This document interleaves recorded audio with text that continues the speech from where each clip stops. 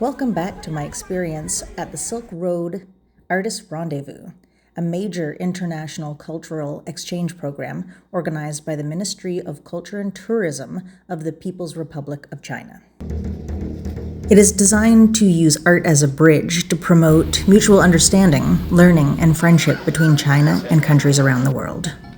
Since its launch in 2009, the program has invited hundreds of artists from nearly 100 countries to visit China for creative exchanges. This year, I was invited to represent North America, alongside 8 artists from other parts of the world and 10 Chinese artists. As visiting artists, we engage in researching, sketching, creation, drawing inspiration from China's diverse culture, ancient heritage, and modern landscapes. In return, we are asked to create a number of new artworks that will be collected by the China International Culture Association. These are then showcased in art exhibitions held both within China and internationally. Travel is a teacher. The Silk Road is teaching me about the power of visual motifs.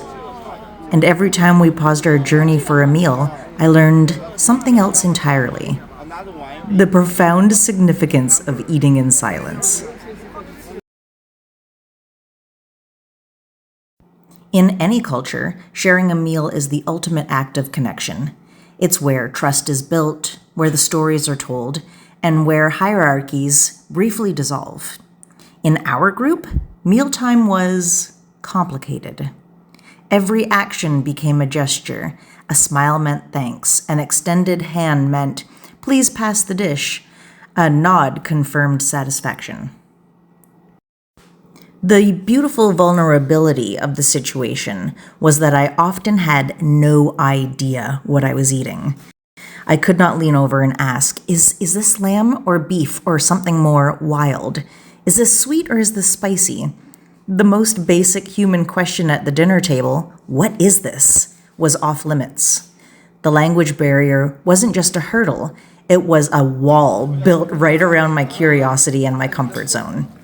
The reality was simple and absolute. You have to eat it anyway. I highly recommend this one. Satay. It's very good. 张老师，这边中奖了，过来看。对，吃多吃个嘴巴。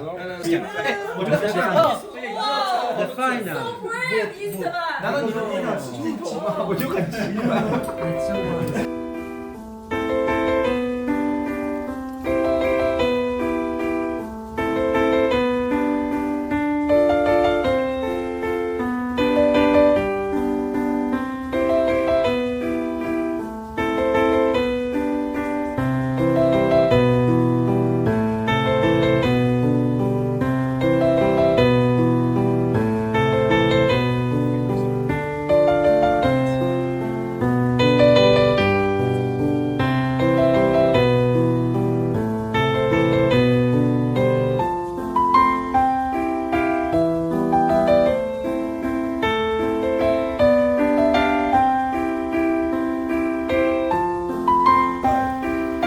What do you like?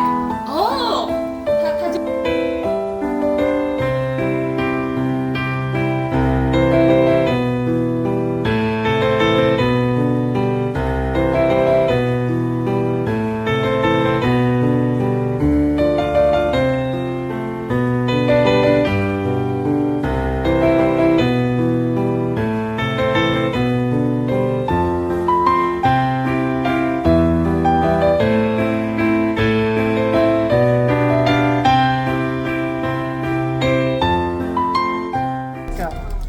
This guy is a crazy driver. This guy is a crazy driver. Crazy.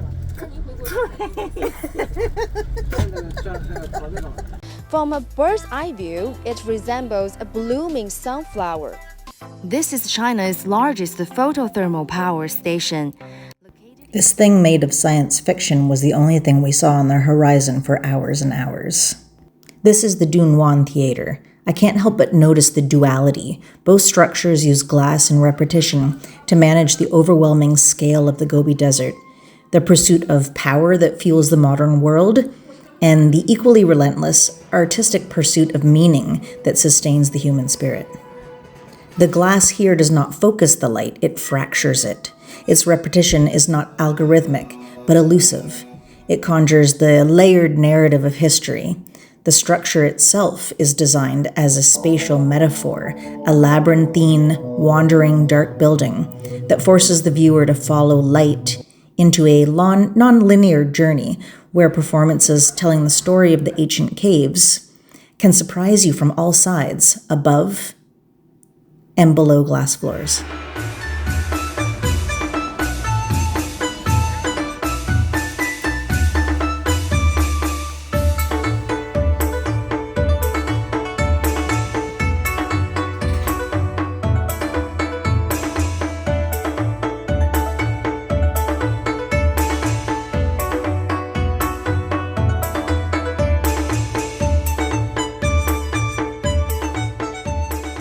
In the heart of the Gobi, the artists of Dunhuang didn't paint on the environment, they painted with it. The vivid, jewel-like colors that have survived over 1,000 years were not imported dyes. They were painstakingly mined from the surrounding earth. This was true geological alchemy. The raw mineral stones, heavy and dense, had to be pounded, crushed, and meticulously ground into an incredibly fine powder. This powder was then often sifted through fine cloth to ensure absolute purity and consistency. But powder alone doesn't stick to a dry fresco wall. The final critical step was mixing in pigment with a binder, typically animal glue made from gelatin, often derived from cowhide.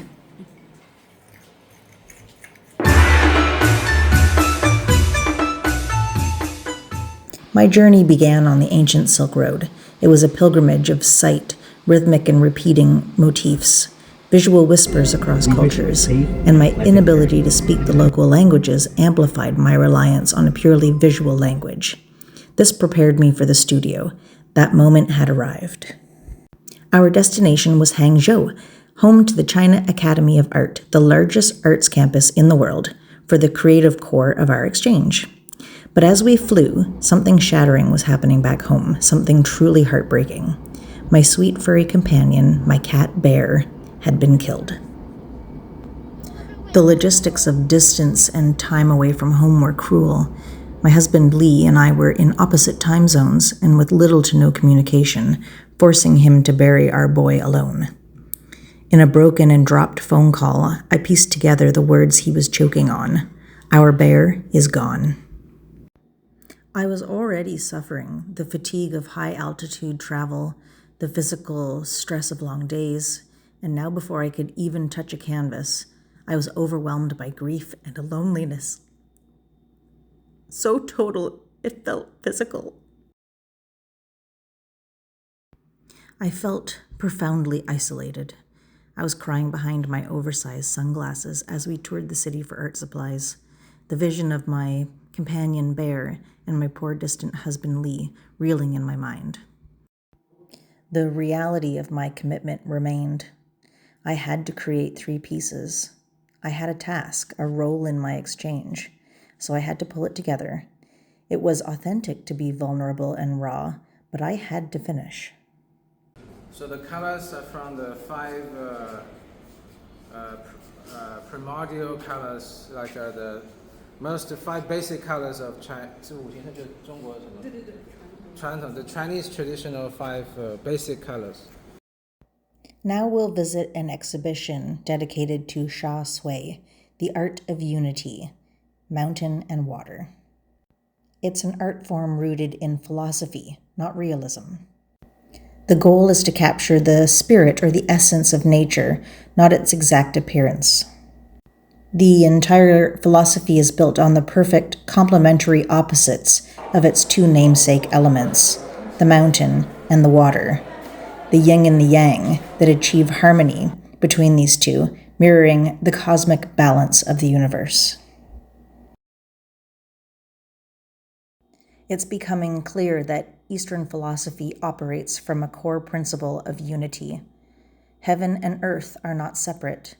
Unlike traditions that place the divine realm entirely outside of the earthly, The Eastern view sees the sacred and the mundane as one continuous, unified process.